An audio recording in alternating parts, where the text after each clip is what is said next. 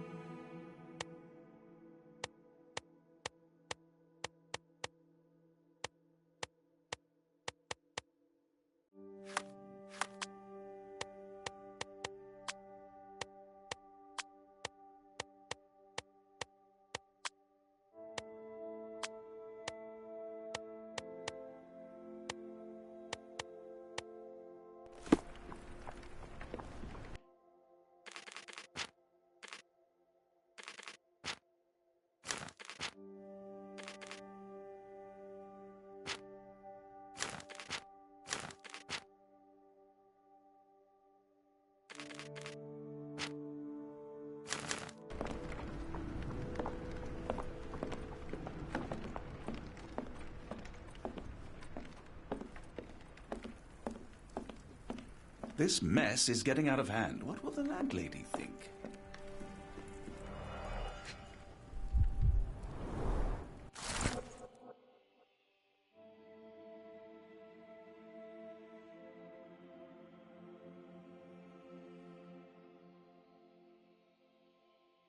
Local gossip, all of it uninteresting.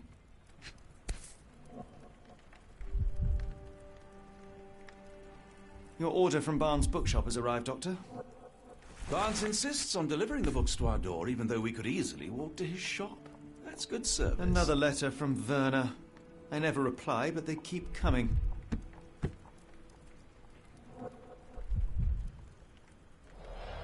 I don't see the Strand. Where is it? Pardon me? I am on the precipice of uncovering a pattern of crime across London spanning many months and involving many men. The missing paper cannot be a coincidence. That's preposterous. My dear fellow, life is infinitely stranger than anything which the mind of man can invent. Well, life used your newspaper to wipe its posterior, so after that unpleasant discovery this morning, I disposed of it. But in lieu of the Strand, perhaps I can deliver you something equally tantalizing. I have just returned from a patient of mine, Captain Stenwick, who... No, that will not do. Grab your coat, Dr. Watson. Let us hope nobody has collected the dustbin.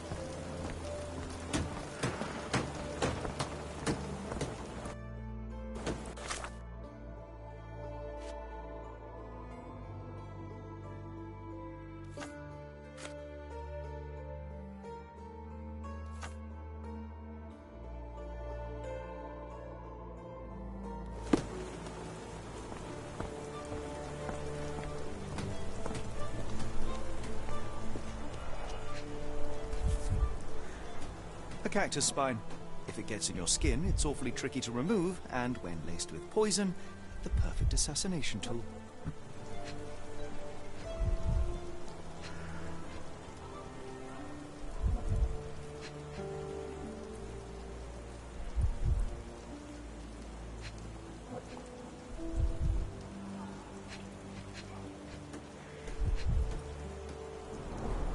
You were mistaken, Dr. Watson. The paper was indeed dirtied, but not how you implied. It's potting soil. See, Watson? The conspiracy is real. Someone tried to poison me. Poison? You? That's madness.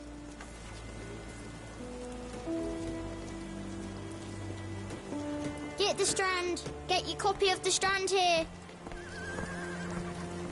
Sorry, Mr. Holmes. I just sold my last paper. Blast. Then why are you still here? Boss pays by the hour. No sense in returning early. You're a bright child. I presume you see everything that goes on around here? Nothing gets past me, mister. Then tell me, did you notice anyone suspicious at my door this morning? Like the man with your newspaper? Precisely. What do you know? I know the value of a shilling. Dr. Watson. Cool, now I can take the day off.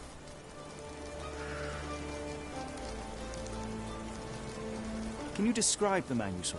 He was carrying a lot of books. Up to his chin they were. Never heard of a well-read assassin. Looks can deceive. Hence the appeal of disguises. Did you see what he was up to? Nah, not really. I saw him approaching your house, but I had a customer. Then there's a loud bang. I ducked down.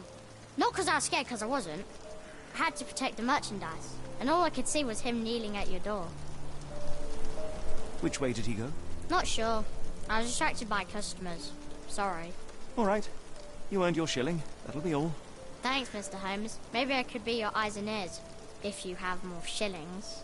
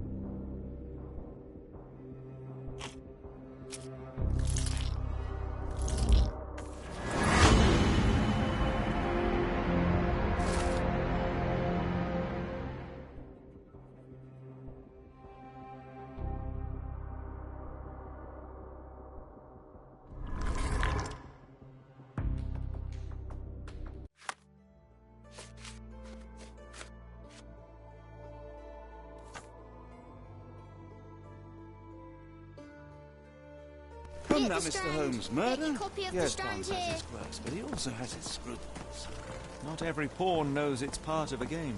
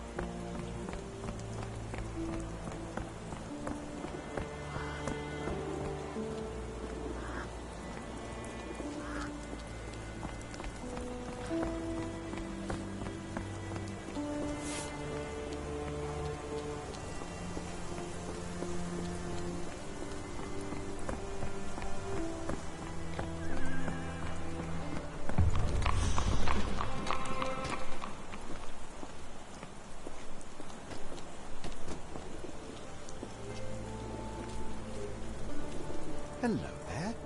What's your name? Lily. I know, not very original. The weather is dreary, isn't it? To be fair, my flowers could use the rainfall.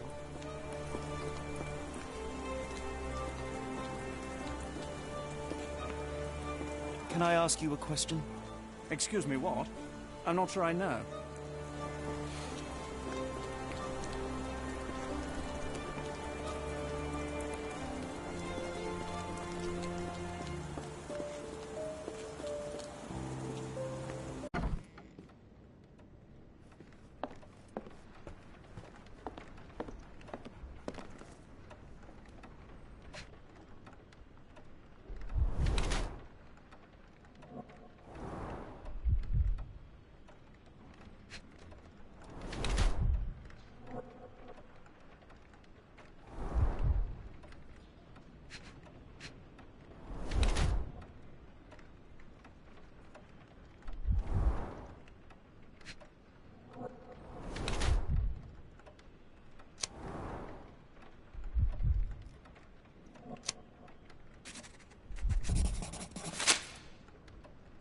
Mr. Barnes, a word.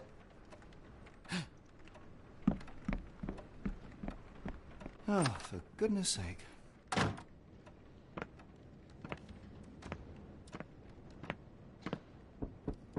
Who goes there? Sherlock Holmes. Now will you please... Mr. Holmes. Golly, I did not see you come in. Would you care to answer some questions for me? Well, I wish I could, but I am deep in the weeds with work. How about we reschedule in a month or two? Come now, Mr. Barnes. It will only take a moment. No, really deep in the weeds with important things. Well, help yourself to any book. Just take it and pay later. I trust you, Mr. Holmes. Barnes doesn't seem like himself. Why is he acting this way? You're asking the right questions, Doctor. Let's find a way to coax him out.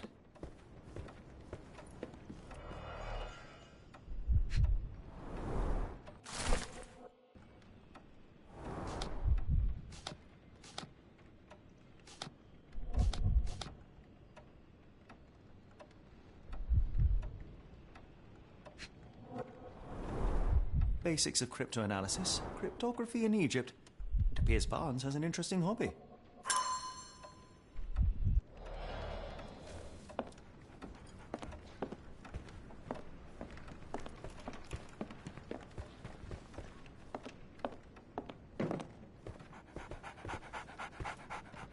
So, Barnes has a dog now.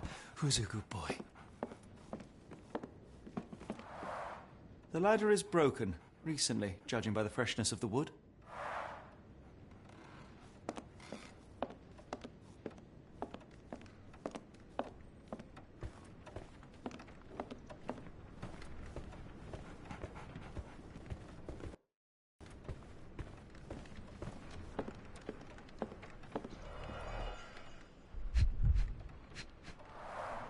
The finest view London has to offer.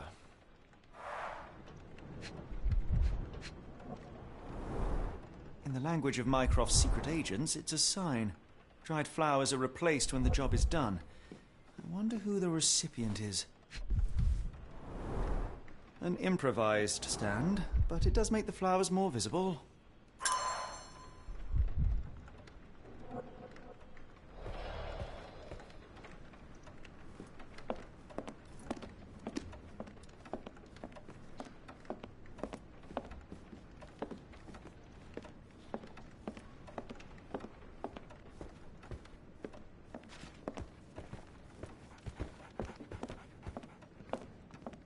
I could hardly imagine anything more macabre.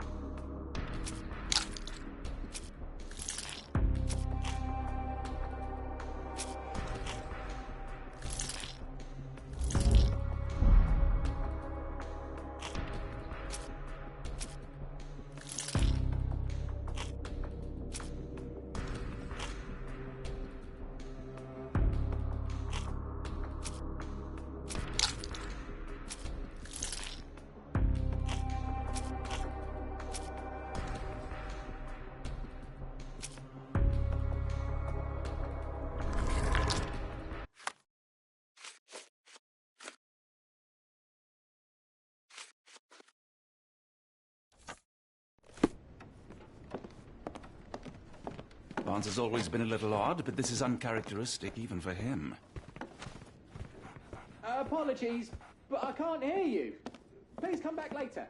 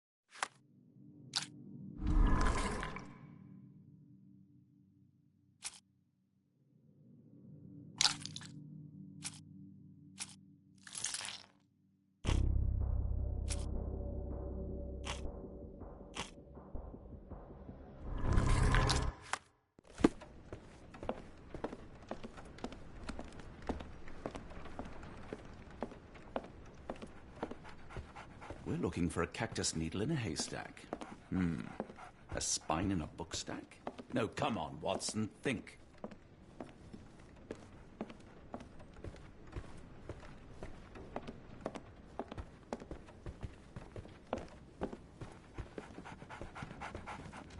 So, Barnes has a dog now. Who's a good boy? I like bookshops. One of the few spots in London where you are shunned for making a racket. Didn't you once tell me that answers usually lie in plain sight?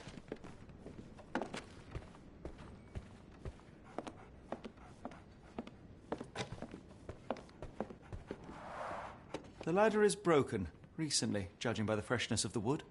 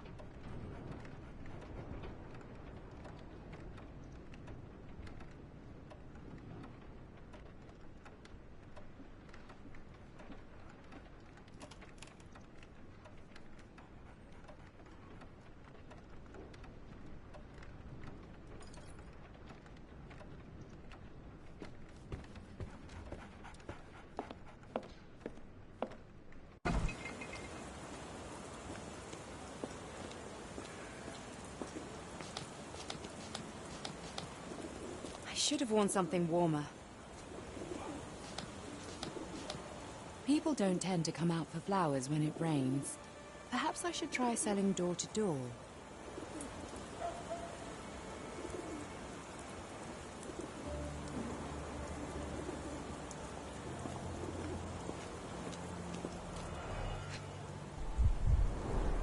Encouraging people to stop and smell the roses? Our national emblem. God save the Queen. The pot is damaged. The blow was severe, but softened by something.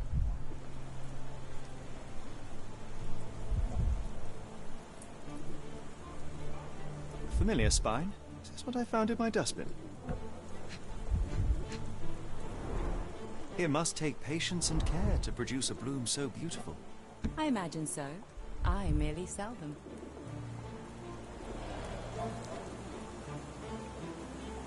Anything tickle your fancy, Mr. Holmes?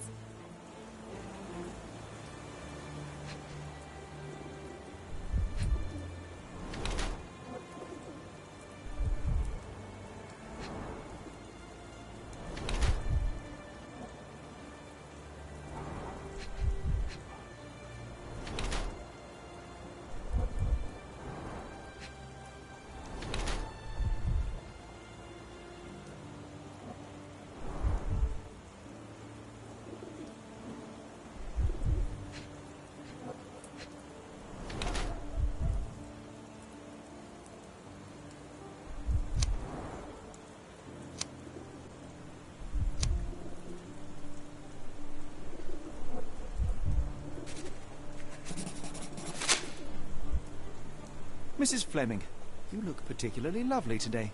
Is there a reason? Does a woman need a reason to look or feel beautiful? No, but your distant look suggests you seek one man's gaze in particular. Who told you that? Nobody. Merely a keen eye and some simple deduction. Well, I'll kindly ask you to keep your keen eye to yourself, Mr. Holmes. What do you make of the flowers in Barnes' shop window? Well, they could use a bit of water. Do they mean anything to you? Mean anything how? I'm not sure I follow, Mr. Holmes. Why do you think they're there? Are you suggesting the flowers are for me? It seems likely, does it not? Oh, I hope you're right.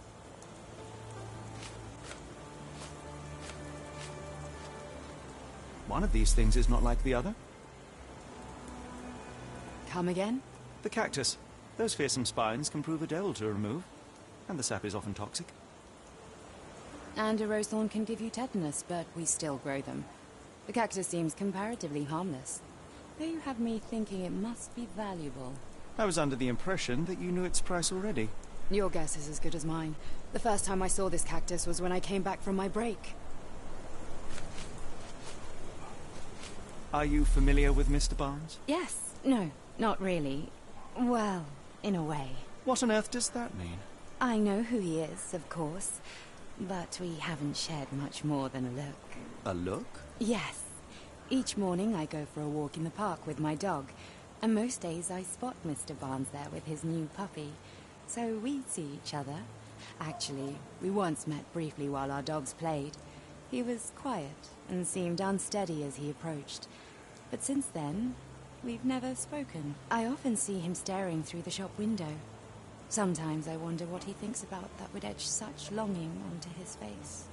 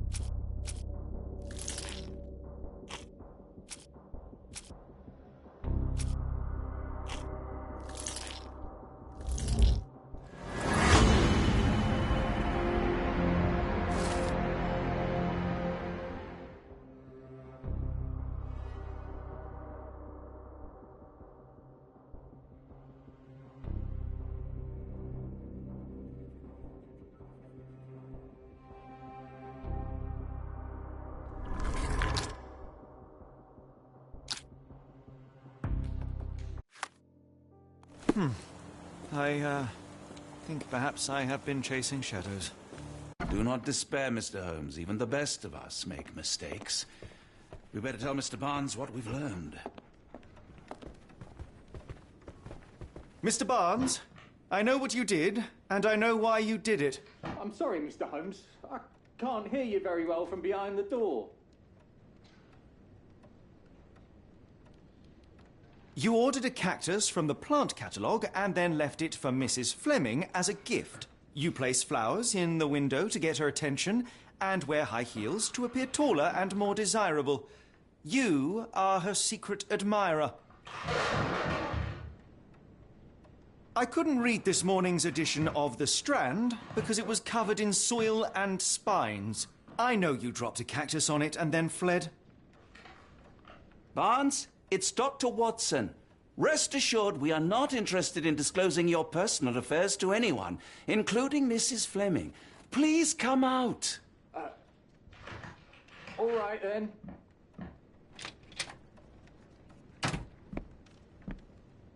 So, you know what happened then?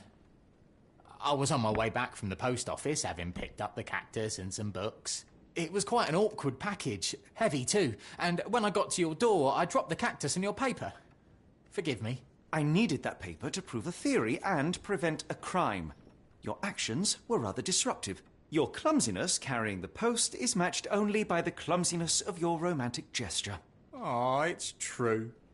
I am useless with this sort of thing. I'm not even sure if Mrs. Fleming noticed. As in most things in life, truth is the answer. Cease with the abstruse signals and anonymous gifts. and simply talk to the woman? What is the worst that can happen? She rejects you, and you are freed from this endless purgatory. That... Yes, you are correct, of course. I do have a slight tendency to overthink things. Thank you. So, at last, we return to the matter of the paper.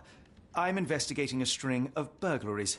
Did you perhaps read of any before the edition was spoiled? I don't recall, but you're welcome to read our copy for yourself. You had an issue of The Strand here all along? Well, naturally. I am a bookseller.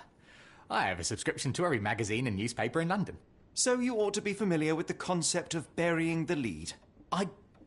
Oh no, my apologies, Mr. Holmes. I'll make it up to you however I can. I am an expert on obscure languages and translation and Yes, okay. Just give me the paper.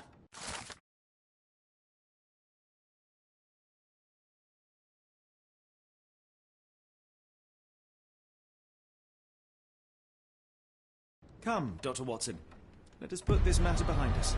Farewell, Mr. Barnes. I hope to hear good news about you and Mrs. Fleming.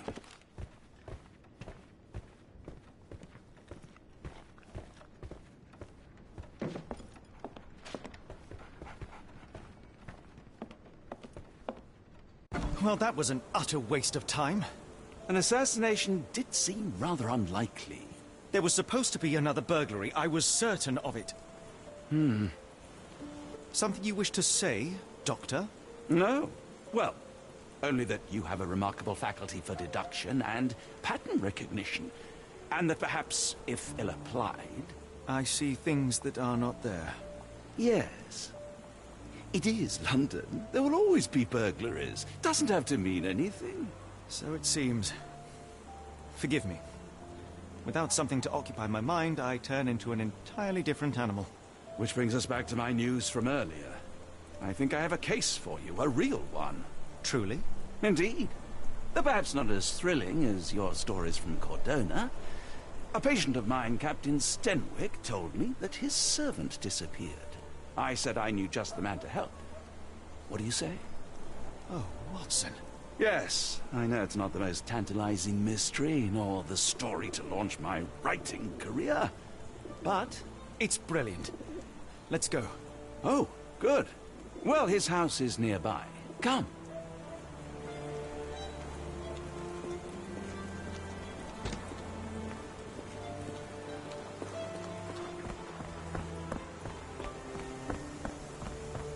Not much further now.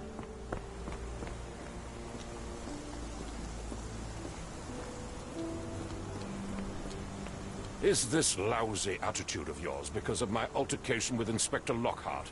Did he put you up to this? Sir, the inspector has nothing to do with it. I'm telling you the same thing I tell anyone seeking a missing person. Good day, gentlemen. Forgive the intrusion. Captain Stenwick, this is my colleague Sherlock Holmes, the consulting detective I told you about. At last, a professional. This useless officer refuses to do anything about Kimiha, my missing servant. What was your name again? I shall be certain to inform your superiors. Sergeant Ruffles. And it's my superiors who made this decision, sir. Have there been other disappearances lately? Of course, here and there. But when life is tough and opportunity comes knocking, you can't blame those who answer. Why has the police department decided not to help? We investigate murders, thefts, fraud, arson, real crimes. A servant walking away from his master is not our highest priority. That said, if we find Kimiha breaking the law, we'll be sure to notify Captain Stenwick. Now, I must be off. Best of luck in your search. You heard that, didn't you? The way that man spoke to me. I shall need your written testimony. Then we can lodge a complaint. Captain, perhaps Mr. Holmes' time is better spent learning about your servant, so that he may begin his investigation. Ah, yes. Quite right. Fire away. When did you last see your servant? Kimmy here normally brings me the morning papers, but yesterday I had to get them myself. He must have escaped the night before yesterday. May I see your servant's bedroom? His shack is in the garden. You can't miss it. Did you search the room? Of course, but only to check he wasn't lying dead inside. Everything seemed normal at a glance. I take it this is the first time Kimiha has vanished? Undoubtedly. The man seemed terrified of the city. I think it was all the noise. He never left this estate. Should he cause any damage, I will bear the responsibility, for it was I who rescued him from savagery and brought him here to England in the first place. Is there any reason Kimiha may have left? I should think not. He had all he could have wanted. Gainful employment, new clothes, and all the cabbage he could eat.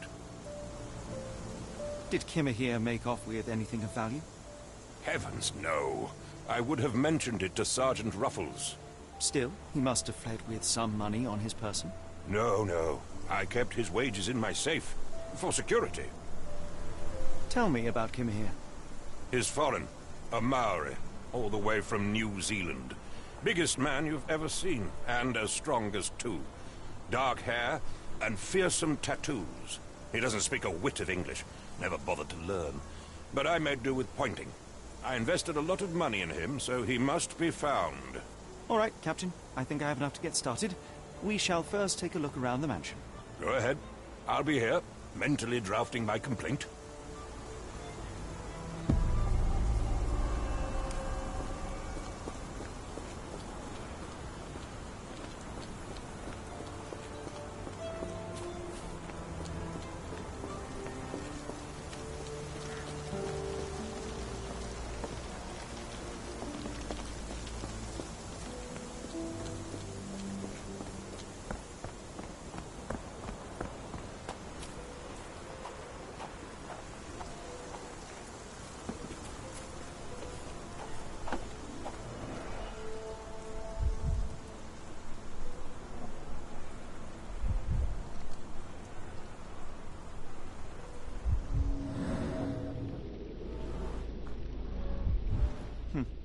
Looks like a knee print.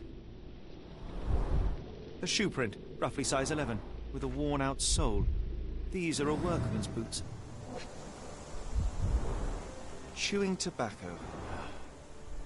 Someone knelt here. The amount of chewing tobacco suggests they were waiting a while. Amazing, Mr. Holmes. To read the ground like an open book.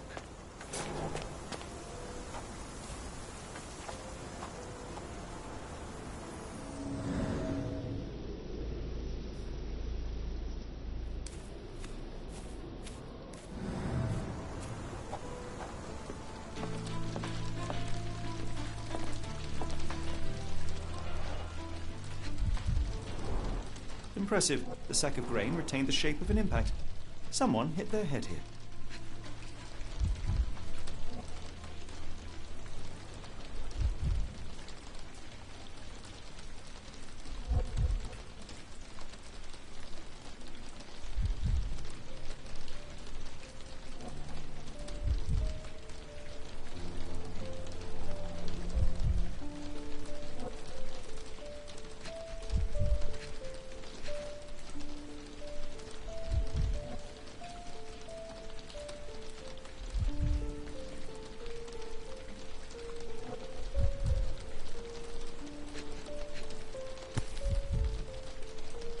A small Navy spyglass.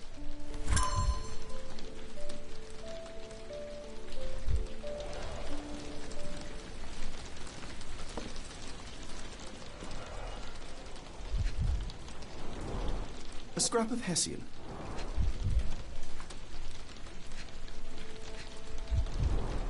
These were sturdy boxes. It would have required a serious blow to break them.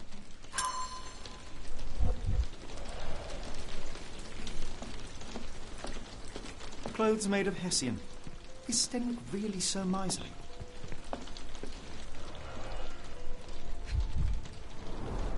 Mutton chops. The remains of a meal.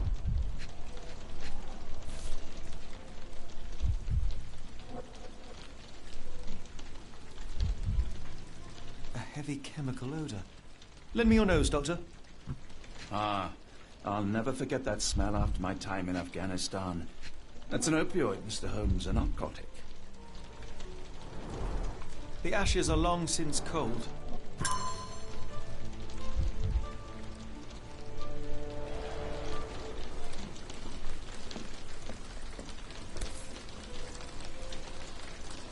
A Maori nose flute. Ngurus, they're called.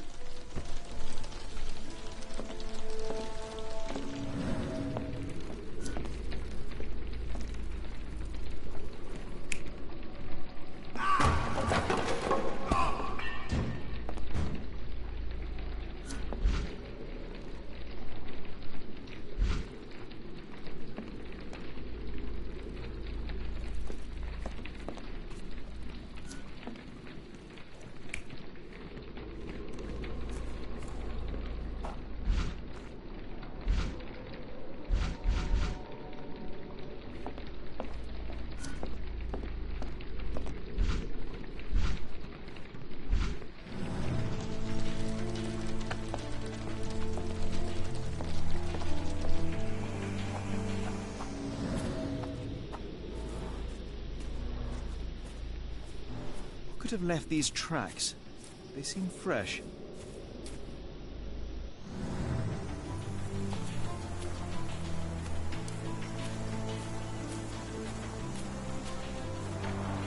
This lock is quite unusual. It appears that the key should be bent to the right.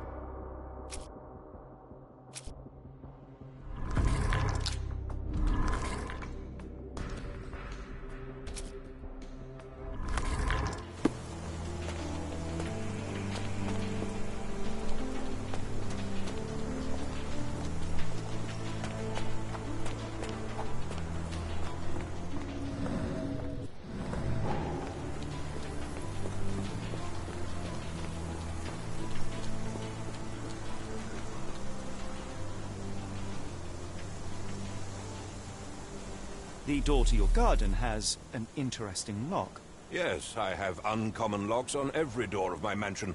It makes them harder to pick. Kimmy here and I both had a set of keys. I'll need to borrow them. No, you'll need to do what I tell you to do. Examine the garden. I thought you were meant to be intelligent. Are you joking? Why would I know this? Is this spyglass familiar? I don't recognize it. Could it be Kimiha's, perhaps? I doubt it. I never saw him with it, nor could I suggest how he might have come by it.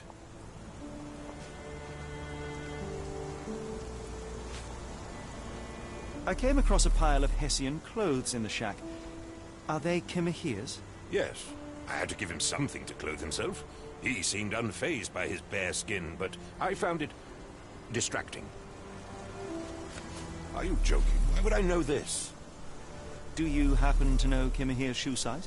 I wouldn't have the foggiest. But I'm sure it was enormous. Not that it matters. He spent his life barefoot. Despite my best efforts, he simply did not take to shoes. Has Kimiha ever indulged in tobacco? No. The man doesn't even drink. Are you certain? I found chewing tobacco in the garden. I controlled Kimiha's expenses since he struggled with the currency. I would have known if he used tobacco.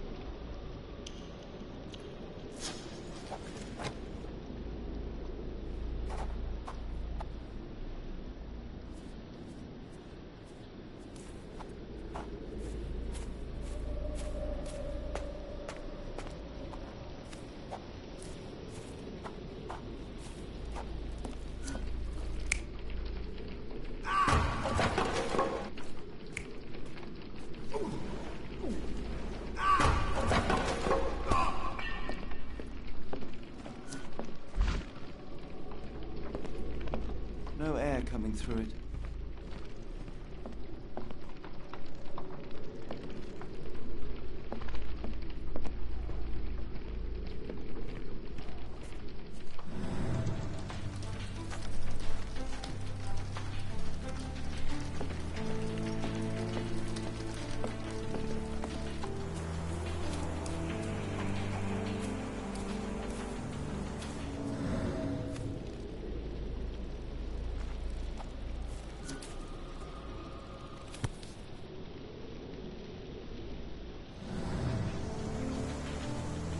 The rag reeks of smoke.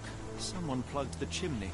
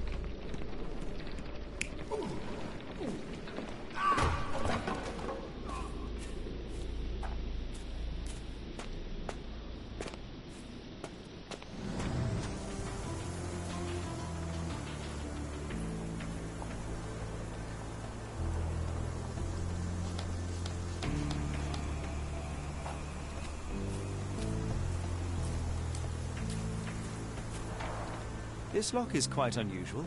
It appears that the key should be bent to the right.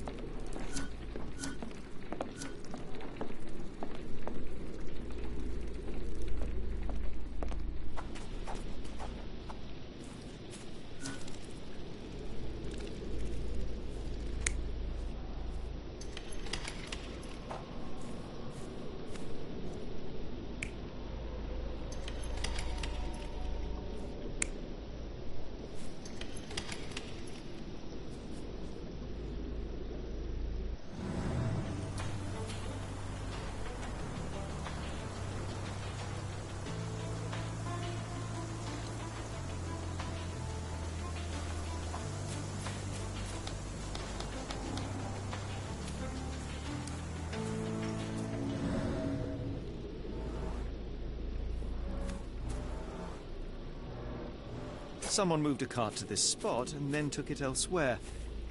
Can't see it anywhere in the garden.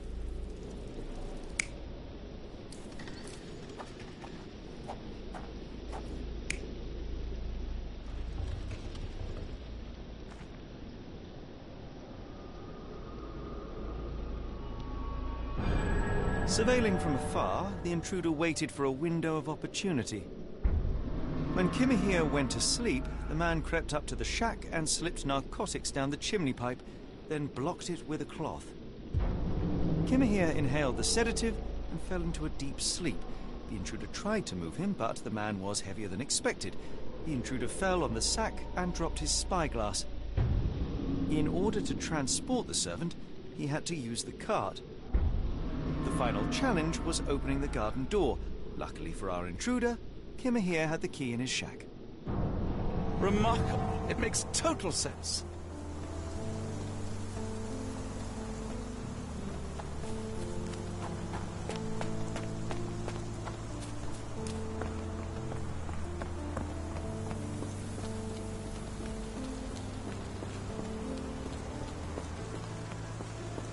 You'd best have found something by now, gentlemen.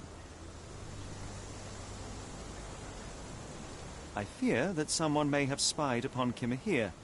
Likely the owner of the spyglass I found earlier. It appears they were watching for some time, as there was an impressive amount of chewing tobacco on the ground. And your point? You said that you checked the shack earlier. Did you notice the cart tracks near it? Now, one ought to expect a servant to make regular use of such a thing. Indeed, I would have overlooked the detail were it not for the cart's absence. If, as you say, Kimiha never leaves your estate, then where did it go? I expect answers from you, Mr. Holmes, not questions.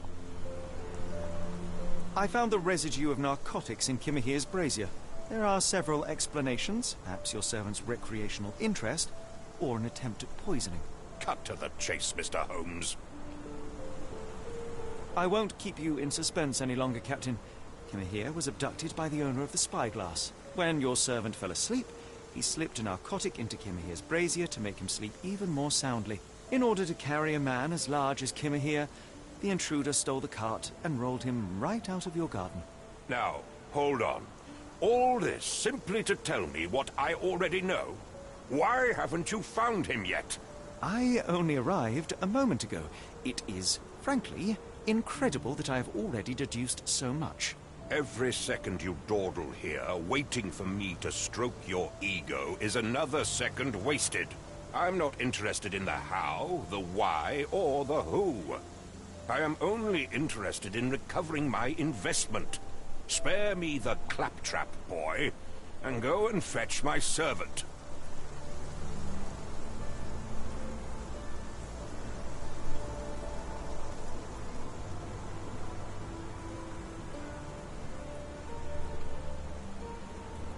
Truly, there is no better evidence of a man's nature than the way he treats those who help him.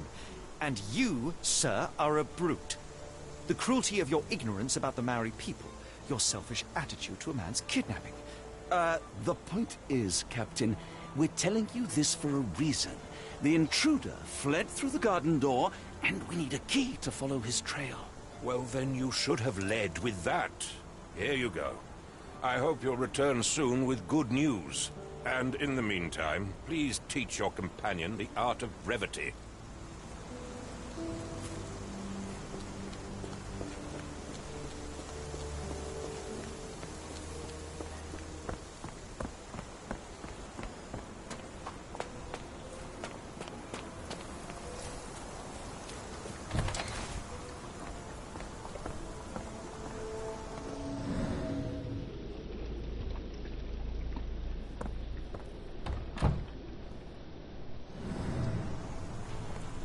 Stenwick makes his servant live in a tool shed. You think you know someone.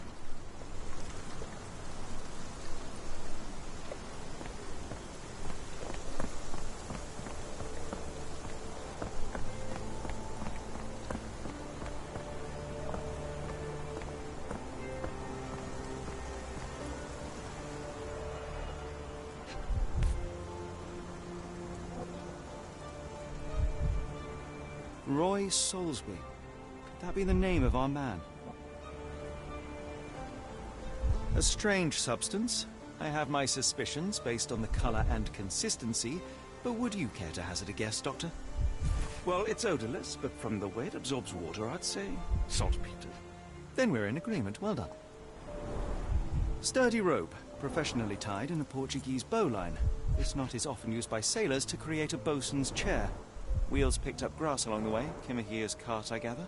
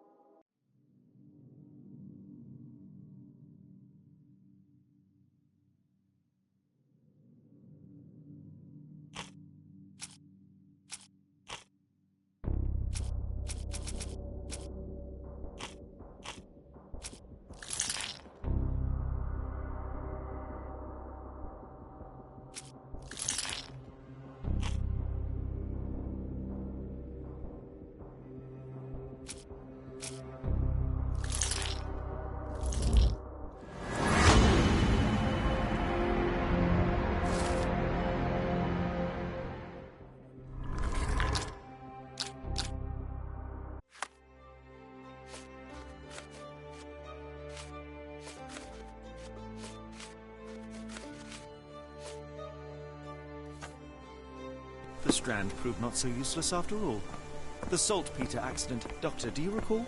The Port of London, of course. The footwear, the spyglass. Indeed. We shall need to take a cab there.